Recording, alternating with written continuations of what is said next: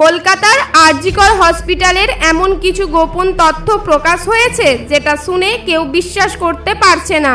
একটা মানুষ কিভাবে এতটা নির্দয় হতে পারে, কতটা অমানবিক হলে এইরূপ নৃশংস অত্যাচার চালাতে পারে।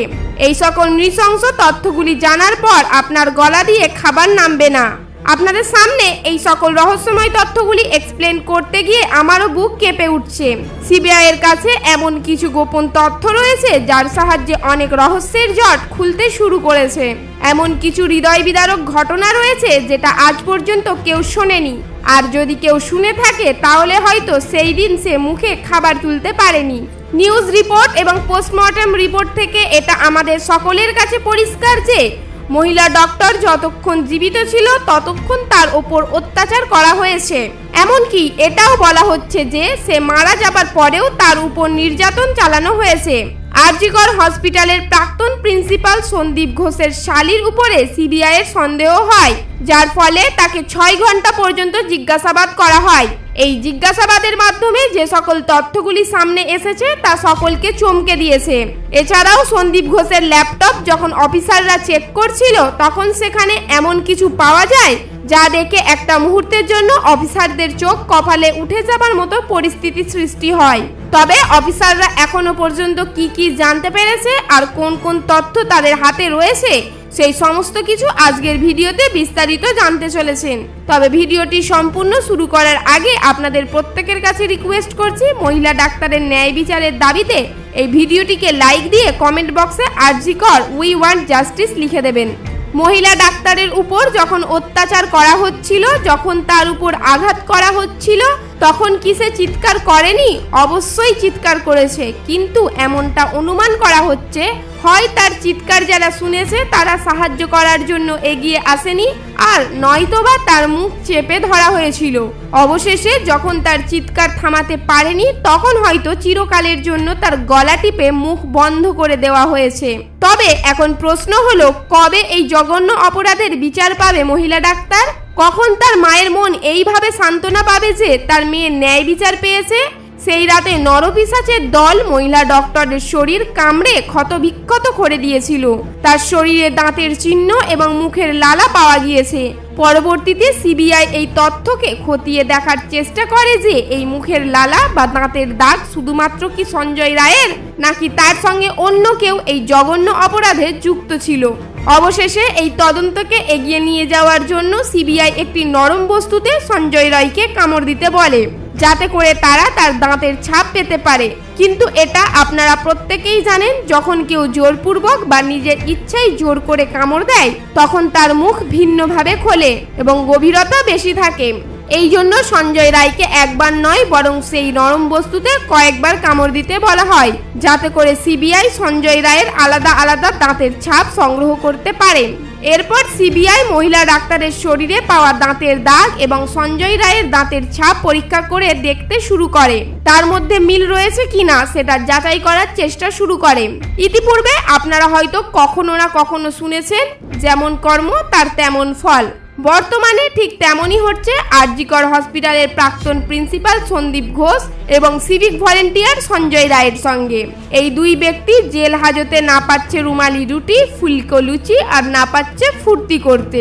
জেলে মানুষের জীবন কেমন কাটে সেটা হয়তো আপনারা সকলেই জানেন। পুলিশের ডান্ডা যখন পাছায় পড়ে তখন ক্ষমতাশালী লোকগুলিও ঠান্ডা হয়ে যায়। জেলের মধ্যে তাকে ঘুমানোর জন্য একটি চাদর, কম্বল ও একটি বালিশ দেওয়া হয়েছে। বর্তমানে জেলের মধ্যে তারা কতটা আরামে রয়েছে সেটা তো আপনারা বুঝতেই পারছেন। তাকে যেখানে রাখা হয়েছে সেখানে একটি ছোট্ট টয়লেট রয়েছে, যদিও বা বর্তমানে সন্দীপ ঘোষ ভালো করে কিছুই খাওয়া দাওয়া করছে না। অন্যদিকে সঞ্জয় রায় এতটা চালাক যার ফলে সিবিআইও তার প্রতি কনফিউজ হয়ে পড়েছে। সিবিআই যখন এই কেসের কোনো কুলকিনারা খুঁজে পাচ্ছিল না তখন সঞ্জয় রায়ের লাইভ ডিটেক্টর টেস্ট করতে চায়, আর এই পরীক্ষার মাধ্যমে এটা জানার চেষ্টা করা হয় সঞ্জয় রায় যে সত্যটা লুকানোর চেষ্টা করছিল সেটা যেন বেরিয়ে আসে। এটা হয়তো আপনাদের মধ্যে অনেকেই শুনে থাকবেন যে কোর্টে যখন এই কেস নিয়ে শুনানি চলছিল তখন সিবিআই বলেছিল আমাদেরকে সেই চালান দেখান যেটি পোস্টমর্টমের আগে তৈরি করা হয়। যদি সেই চালান না থাকে তাহলে পোস্টমর্টমের ডক্টরের মধ্যে হাত পর্যন্ত লাগাতে পারবে না। আর যেহেতু চালান গায়েব হয়েছে, তাহলে এর মধ্যে কোনো গোপন রহস্য লুকিয়ে রয়েছে। তবে সিবিআই এর মতামত অনুসারে প্রায় 2 ঘন্টার মতো সিসিটিভি ফুটেজ গায়েব হয়েছে। তবে এই সব কিছুর পেছনে কারণ কি, ব্যাপারটা আরো বিস্তারিত জানার জন্য সিবিআই সঞ্জয় রায়ের লাইভ ডিটেক্টর টেস্ট করতে চায়।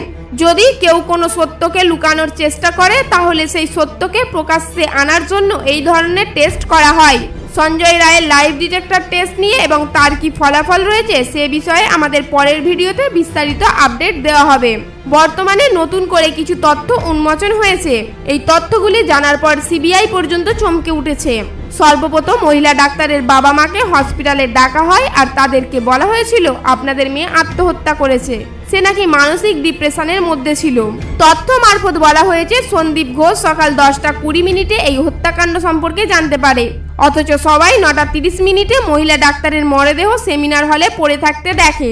এই ডেড বডি পাওয়ার প্রায় 1 ঘন্টা পর ওই হাসপাতালের অ্যাসোসিয়েট প্রফেসর সুমিত রায় প্রিন্সিপালকে কল করে এই ঘটনা সম্পর্কে জানায়। কিন্তু প্রথমবার প্রিন্সিপাল কল রিসিভ করতে পারেনি, কারণ তিনি বাথরুমে ছিলেন। অবশেষে সকাল 10:20 আবারও কল করা হয় এবং সেই সময় এই ঘটনার সম্পর্কে জানতে পারে। এরপর সন্দীপ ঘোষ প্রায় 11টার দিকে সেমিনার হলে আসে। তবে অনেকের মনে প্রশ্ন, সত্যিই প্রিন্সিপাল কি আসলেই বাথরুমে ছিল, নাকি এই সময়ের মধ্যে সে কোনো গল্প তৈরি করছিল? আর কেনই বা প্রিন্সিপাল এত দেরিতে এই ঘটনা সম্পর্কে জানতে পারলো? এমনটা নয় তো এই 1 ঘন্টার মধ্যে সে নতুন করে কোনো খেলা খেলছিল? তবে বর্তমানে আরজি কর হসপিটালের প্রাক্তন প্রিন্সিপাল সন্দীপ ঘোষের একটি অকর্ম সামনে আসছে। সিবিআই সূত্র অনুযায়ী সন্দীপ ঘোষের ল্যাপটপে এমন কিছু পাওয়া গিয়েছে যেটি অফিসারদেরকে চমকে দিয়েছে। তদন্ত এজেন্সির মতে সন্দীপ ঘোষের ল্যাপটপে অনেক নগ্ন পুরুষের ছবি পাওয়া গিয়েছে। তার বিষয়ে এমনটা বলা হচ্ছে সে নাকি মরদেহ বিক্রি করত। এছাড়াও হসপিটালের মধ্যে অনেক দুর্নীতি করেছে। আবার কম পয়সায় টেন্ডার পাইয়ে দেওয়ার অভিযোগও তার বিরুদ্ধে রয়েছে। এছাড়াও সন্দীপ ঘোষের আরো বেশ কিছু কুকীর্তি রয়েছে অনুমান করা হচ্ছে। এই সকল কুকীর্তিগুলোকে লুকানোর জন্য হয়তো এই মেয়েটিকে ধর্ষণ করে খুন করা হয়েছে। অনেকের অনুমান মহিলা ডক্টর হয়তো সন্দীপ ঘোষের বিরুদ্ধে কিছু গোপন তথ্য জেনে গিয়েছিল, তাই হয়তো তাকে সরানোর জন্য এই ধরনের কাজ করা হয়েছে। তবে এখনো পর্যন্ত এই সম্বন্ধে কোনো প্রমাণ পাওয়া যায়নি। সমগ্র ঘটনাটা ধোঁয়াশা হয়ে রয়েছে। তবে সিবিআই চেষ্টা করছে যতটা তাড়াতাড়ি সম্ভব এই ধোঁয়াশা কাটানোর। প্রাক্তন প্রিন্সিপাল সন্দীপ ঘোষকে এখন পুলিশ হেফাজতে নেওয়া হয়েছে। তবে টাকার বিনিময়ে প্রশ্নপত্র বিক্রি এছাড়াও আরো অনেক দুর্নীতির কথা উঠে আসছে। কয়েকদিন আগে তার আত্মীয় পরিজনদের বাড়িতে তল্লাশি চালানোর পর আরো কিছু প্রমাণ সংগ্রহ করেছে সিবিআই। এমনকি তার শালীর ঘর থেকে প্রশ্নের উত্তরপত্র পাওয়া গিয়েছে। তাকে এই জালিয়াতি অনিয়মের কারণে অ্যারেস্ট করা হয়েছে। বর্তমানে এমনটা অভিযোগ করা হচ্ছে যে এই দুর্নীতির সঙ্গে আরো অনেকে যুক্ত রয়েছে। সিবিআই এর তদন্তে এখনো পর্যন্ত অনেক গুরুত্বপূর্ণ তথ্য বেরিয়ে এসেছে। সন্দীপ ঘোষের শালী এবং তার স্ত্রীকে প্রায় 6 ঘন্টার মতো জিজ্ঞাসাবাদ করা হয়েছে। ইডির টিম সন্দীপ ঘোষ এবং তার বেশ কয়েকটি আত্মীয় পরিজনের বাড়িতে তল্লাশি চালাচ্ছে। তার শালী অর্পিতার বাড়ি এয়ারপোর্টের পাশে। তাকে প্রায় 6 ঘন্টার মতো জিজ্ঞাসাবাদ করা হয়েছে। দীর্ঘ সময় তল্লাশির পর তার বাড়িতে অনেক উত্তরপত্র পাওয়া গিয়েছে।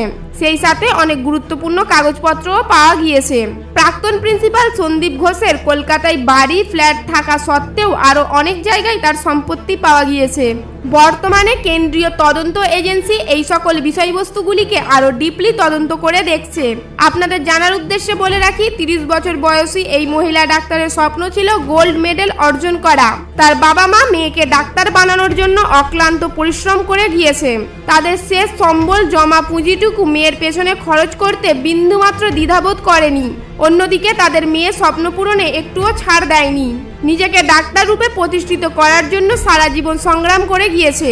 এই বছরের শেষের দিকে তার বিয়ে হওয়ার কথা ছিল, কিন্তু বিয়ের পিঁড়িতে বসার আগেই নরপিশাচের দল তার উপর ঝাঁপিয়ে পড়ে, তাকে খুবই নৃশংস এবং মর্মান্তিকভাবে হত্যা করে।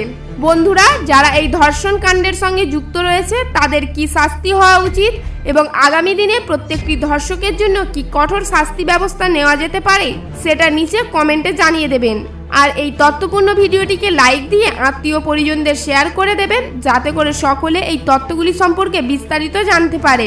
তবে এই ধর্ষণ কাণ্ড নিয়ে পরবর্তীতে আরো বিস্তারিত আপডেট পেতে আমাদের চ্যানেলটিকে সাবস্ক্রাইব করে পাশে থাকা বেল আইকনটিতে ক্লিক করে অলে সেট করে নেবেন, যাতে করে ইউটিউব আমাদের প্রত্যেকটি নতুন ভিডিওর নোটিফিকেশন সবার আগে পৌঁছে দেয় আপনার কাছে।